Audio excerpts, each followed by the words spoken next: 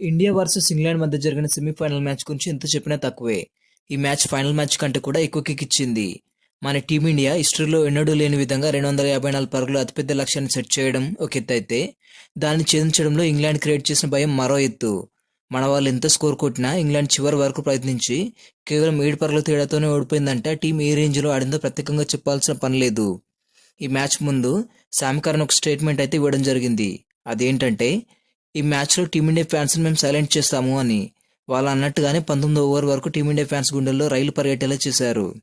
ముఖ్యంగా మన కెప్టెన్ సూర్యకి అయితే చెమటలు పట్టాయంట. ఈ విషయాన్ని మ్యాచ్ అనంతరం స్వయంగా సూర్యనే ఒప్పుకున్నాడు. ఇంతకీ అతను ఏమన్నాడంటే, ఓ మై గాడ్, మీపై గెలవాలంటే మేము ఇంకెన్ని పరుగులు చేయాలని స్వయంగా హ్యారీ బ్రూక్తోనే అన్నాడంట. ఇంగ్లాండ్ టీంలో ఒక్క ప్లేయరే ఇంతమందికి చెమటలు పట్టేలా చేశాడు. అతను చూస్తే చిన్నోడే కానీ ఒక్కసారిగా అందరిని ఏడిపించినంత పనిచేశాడు.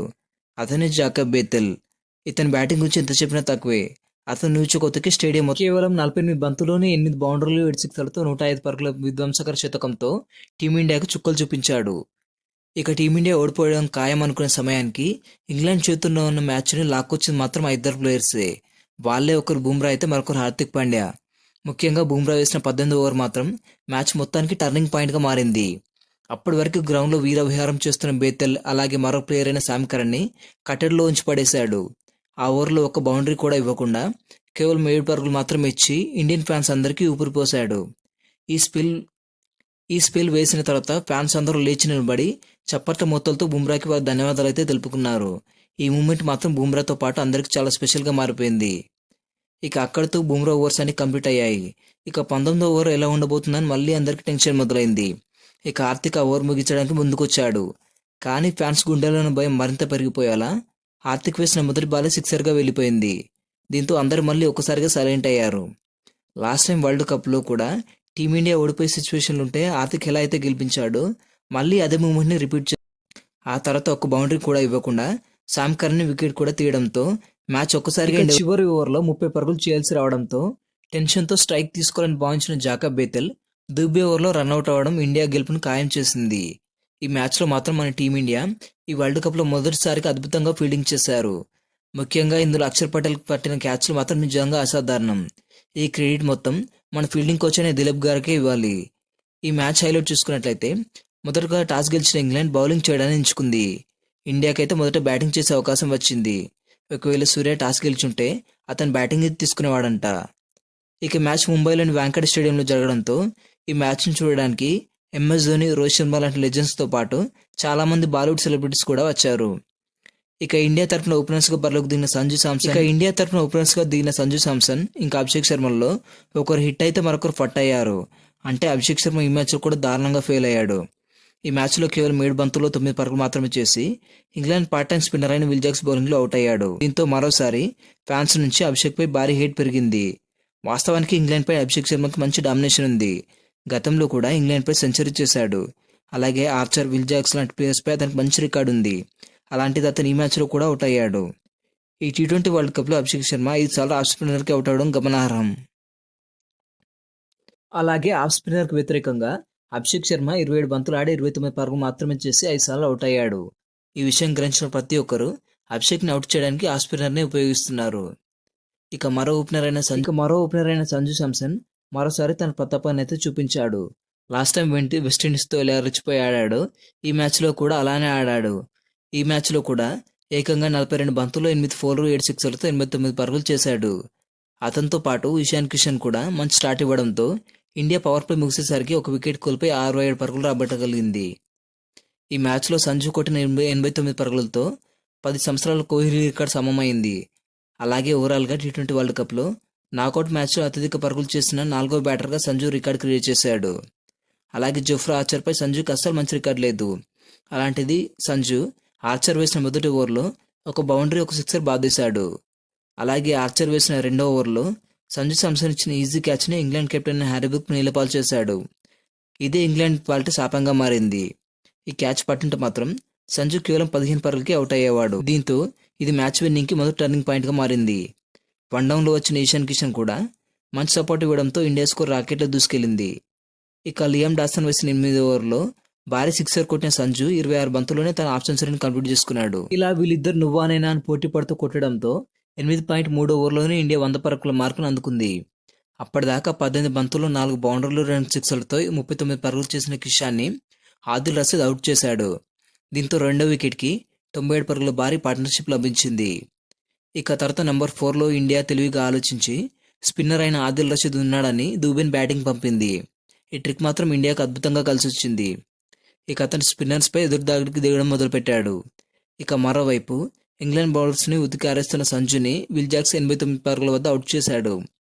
ఈ గ్యాప్లో సంజుకి దూబేకి మధ్యలో 43 పరుగుల మంచి పార్ట్నర్షిప్ లభించింది. ఇక వచ్చి రాగానే సిక్సర్ కొట్టిన సూర్య కూడా తన సొంత గ్రౌండ్లో 11 పరుగులకే అవుట్ అవడం అందరికీ షాకింగ్గా అనిపించింది.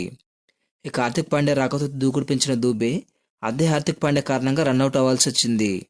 అప్పటికే దూబే 25 బంతుల్లో 1 బౌండరీ 4 సిక్సర్లతో 43 పరుగులు చేశాడు. అతను ఇంకొద్దిసేపు ఉండుంటే మాత్రం ఇండియాకి ఇంకా భారీ స్కోర్ పెరిగేది. ఇక తర్వాత వచ్చిన తిలక్ వర్మ ఆడింది కొద్దిసేపు అయినా కూడా ఆడిన సిక్సర్ల మూత మోగించాడు. జఫ్రా ఆర్చర్ వేసిన బౌలింగ్లో 3 సిక్సర్లు బాది క్లీన్ బౌల్డ్ అయ్యాడు. ఇక అలాగే విల్ జాక్స్ వేసిన ఆఖరి ఓవర్లో హార్దిక్ పాండ్యా 2 సిక్సర్లు బాది రన్అట్ అయ్యాడు. ఇక చివరి బంతికి వరుణ్ చక్రవర్తి తొందరగా 2 పరుగులు తీయడంతో ఇండియా 20 ఓవర్లు ముగిసేసరికి 7 వికెట్లు కోల్పోయి 253 పరుగులు చేసింది. ఇంగ్లాండ్ బౌలర్లు విల్ జాక్స్, ఆదిల్ రషీద్ 2 వికెట్లు తీస్తే ఆర్చర్ 1 వికెట్ తీశాడు. ఇందులో ప్రతి బౌలర్ కూడా 10 కంటే ఎక్కువతో బౌలింగ్ చేశారు. అలాగే పరుగులు సమర్పించుకోవడంలో కూడా శామ్ కరన్, ఆర్చర్లు తమ హాఫ్ సెంచరీలను అయితే కంప్లీట్ చేశారు. ఇక 254 పరుగుల భారీ లక్ష్యంతో బరిలోకి దిగిన ఇంగ్లాండ్ ఓపెనర్స్ ఈ మ్యాచ్లో కూడా మరోసారి ఫెయిల్ అయ్యారు.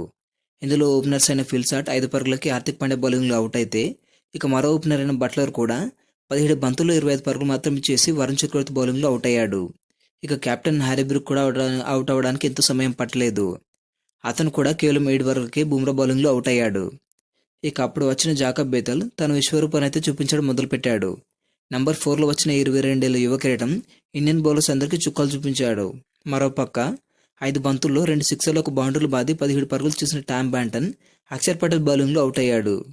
ఇక వన్ మ్యాన్ షో చేస్తున్న జాకబ్ బెత్తెల్ విల్ జాక్స్తో కలిసి వికెట్ పడకుండా విపరీతంగా బౌండరీలు సిక్సర్లు కొట్టడం మొదలుపెట్టాడు. వీళ్ళ పార్ట్నర్షిప్తో ఏకంగా 77 పరుగుల భారీ స్కోర్ ఇంగ్లాండ్ ఖాతాలో చేరింది. దీంతో ఈ జోడి రాను ప్రమాదకరంగా మారుతున్న క్రమంలో హర్షదీప్ వేసిన 14 ఓవర్ ఆఖరి బంతిని 3 సార్లు వైడ్ వేసి 4వ అటెంప్ట్తో ఫుల్ టాస్ వేశాడు. దీంతో బంతిని విల్ జాక్స్ భారీ షాట్ ఆడగా అది ఆల్మోస్ట్ బౌండరీని క్రాస్ చేయబోయింది. అప్పుడే డీప్ కవర్ నుంచి పరిగెత్తుకుంటూ వచ్చిన అక్షర్ పటేల్ అద్భుతంగా రన్నింగ్ క్యాచ్ పట్టి తను బౌండరీ లోపలికి వెళ్లే టైంలో ఆ బంతిని దూబే వైపు విసిరి పట్టిన క్యాచ్ మాత్రం మ్యాచ్ను అద్భుతంగా మలుపు తిప్పింది.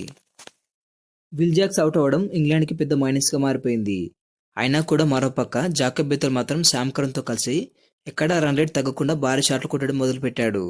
ఇక హర్షదీప్ వేసిన చివరి ఓవర్ అయిన 17వ ఓవర్లో అతను మొదటి 4 బంతులు సరిగ్గా వేసి చివరి 2 బంతుల్లో 1 బౌండరీ 1 సిక్సర్ ఇచ్చేశాడు. దీంతో ఇంగ్లాండ్ 18 బంతుల్లో 46 పరుగులు కీలకమైన 18వ ఓవర్ని కెప్టెన్ సూర్య బుమ్రాతో వేయించాడు. దీంతో ఆ ఓవర్లో 1 బౌండరీ కూడా ఇవ్వకుండా బుమ్రా మొత్తం యార్కర్లతో కేవలం 7 పరుగులు మాత్రమే ఇచ్చి ఇండియా ఆశలను సజీవంగా ఉంది. ఇక ఆ తర్వాత ఓవర్ని హార్దిక్ పాండ్యా తన మొదటి బంతికి సిక్సర్ ఇచ్చినా కూడా మళ్ళీ కంబ్యాక్ చేసి శామ్ కరన్ వికెట్ తీశాడు. దీంతో చివరి ఓవర్లో స్ట్రైక్ జమీ ఓవటం చేతిలో ఉంది. ఆ చివరి ఓవర్లో 6 బంతులు 29 పరుగులు చేయాల్సి ఉంది. దీంతో దుబు వేసిన చివరి ఓవర్ మొదటి బంతికి జాకబ్ బేతల్ స్ట్రైక్ తీసుకునే క్రమంలో రన్అట్ అయ్యాడు. దీంతో ఇండియా గెలుపు ఫిక్స్ అయింది. ఇక చివరిలో ఆర్చర్ 3 బంతులకు 3 సిక్సర్లు కొట్టినా లాభం లేకపోయింది. దీంతో ఇంగ్లాండ్ 20 ఓవర్లో 246 పరుగులు మాత్రమే చేసి 7 పరుగుల తేడాతో ఇండియా చేతిలో ఓడిపోయింది. దీంతో ఇండియా నేరుగా వరుసగా రెండోసారి ఫైనల్కి చేరింది. భారత బౌలర్లు హార్దిక్ పాండ్యా 2 వికెట్లు, హర్షదీప్, బుమ్రా, వరుణ్ చక్రవర్తి, అక్షర్ పటేల్ తల వికెట్ తీసుకున్నారు. ఈ మ్యాచ్లో మాత్రం వరుణ్ చక్రవర్తి, హర్షదీప్లు చాలా ఎక్స్పెన్సివ్గా మారారు. ఏది ఏమైనా ఇండియా మాత్రం ఒక థ్రిల్లింగ్ విక్టరీతో ఫైనల్లో అడుగుపెట్టింది. ఈ వీడియో నచ్చినట్లయితే లైక్ చేయండి. ఇలాంటి మరిన్ని అప్డేట్స్ కోసం మన ఛానల్ని సబ్స్క్రైబ్ చేసుకోండి.